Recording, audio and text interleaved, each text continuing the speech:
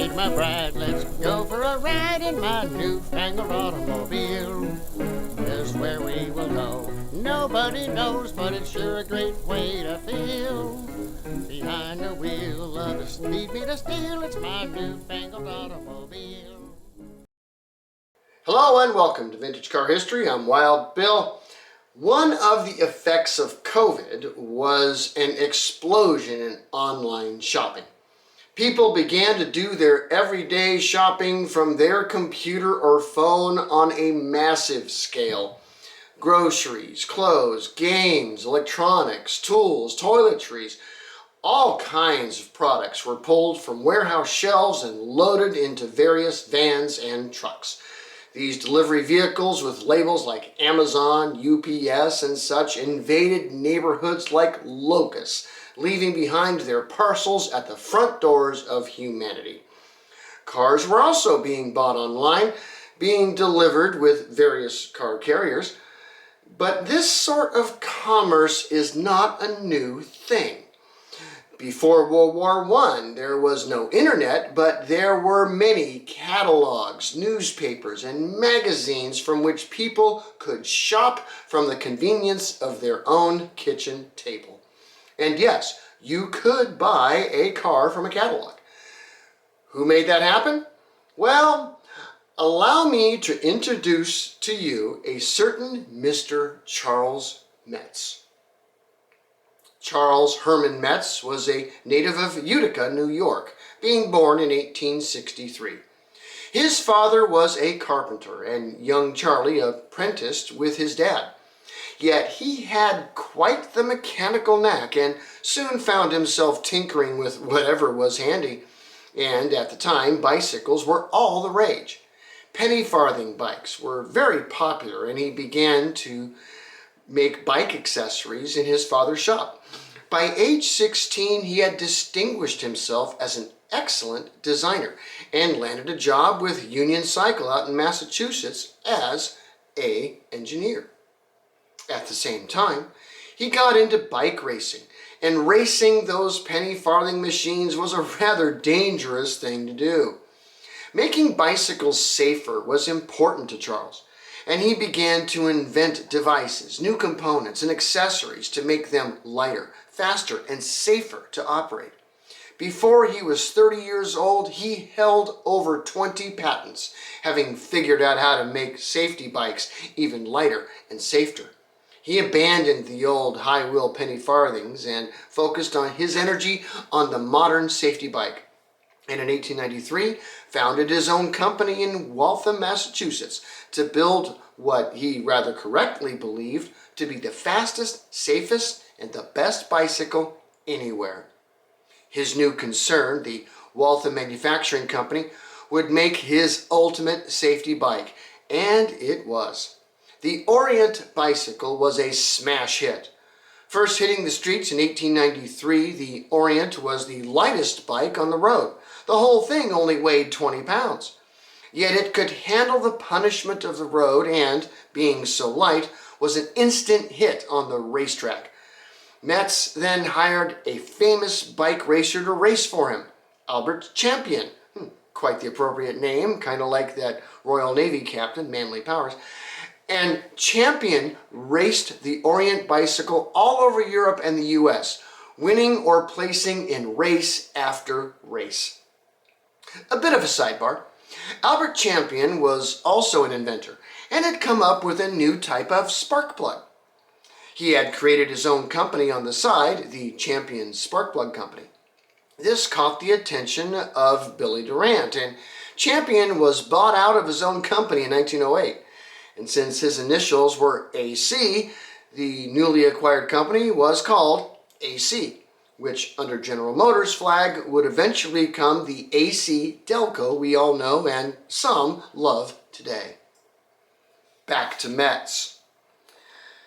Being the inventive kind of guy he was, Charles next delved into motorcycles. He devised his own engine and drive chain for a motorbike, and in 1898 produced the Orient Motor Pacer, which, unlike the machines of his contemporary Edward Pennington, these actually worked. It was the first successful production motorcycle made in America, and the Waltham Company prospered. Unfortunately, Metz was not nearly as good a businessman as he was a designer and engineer. Squabbles over the direction of the company led to him leaving in somewhat of a huff in 1902. Waltham continued to make bicycles, motorcycles, and even delved into small cycle cars over the next few years, while Metz went on to found a company under his own name, Metz. He began making bicycles at first, but by 1903 was making motorcycles as well, and cars were just around the corner. By 1908, the old Waltham company that he had founded was floundering, and the controlling banks offered to let him run it again to help save it from going completely under. He inherited a factory that was barely operational and warehouses full of stuff, various car parts. Metz looked at the situation and came up with a very unique plan to save the company, the Metz Plan. Mind you, this is 1908. If you wanted to buy a car, you had to have the money up front. Banks offering car loans wouldn't become a thing until after the Great War. So Metz did two things. First, he offered his cars, the Metz, in catalogs and magazines at bargain prices, being delivered through the mail. But he did this in installments, basically the first payment plan ever offered for a production car. For $25, you could buy pieces of a car, package number one. Once the buyer put those parts together, he could buy package number two, and so on. 14 packages later, you would have a complete car that was purchased on installments and put together yourself. Metz ran into some issues pretty early on. His first couple of packages were just what he had left over in the warehouses, but he didn't really have the overall design of the car figured out before he began to offer the first packages. And when the packages began to really sell well and customers demanded the next packages, he had to scramble to put something together, and the result was not good. The car he ended up designing was a basic two-cylinder, 12-horsepower engine with a simple friction plate transmission. Nothing groundbreaking in design, just easy to assemble and rugged in use. But since the first packages were filled with who knows what, by the time all 14 were purchased by an aspiring motorist, nothing fit together. The instructions were incomplete at best, and these early Metz cars did some damage to the overall reputation of the company.